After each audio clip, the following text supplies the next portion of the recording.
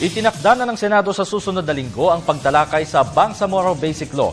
Ayon kay Senate Committee on Local Government Chairman Bongbong Marcos, inaasahang haharap sa pagdinig ang mga kinatawan mula sa Government Peace Panel at MILF Negotiating Panel sa darating na Setyembre 23. Ito'y para mapaghandaan ng husto ng mga senador kung anong estratehiya ang gagamitin para sa public hearing sa panukalang BBL. Kabilang sa mga inimbitahan ni Marcos bilang resource persons, sina Government Chief Negotiator Miriam Coronel Ferrer, Bangsamoro Transition Commission Chairman Mohager Iqbal, Presidential Advisor on the Peace Process Teresita Deles, MILF Vice Chairman for Political Affairs Gadzali Jafar at Supreme Court Associate Justice Marvic Leonen. Ipatatawag din ng komite sa public hearing ang mga pabor at kontra sa panukalang Bangsamoro Region na papalit sa Autonomous Region in Muslim Mindanao.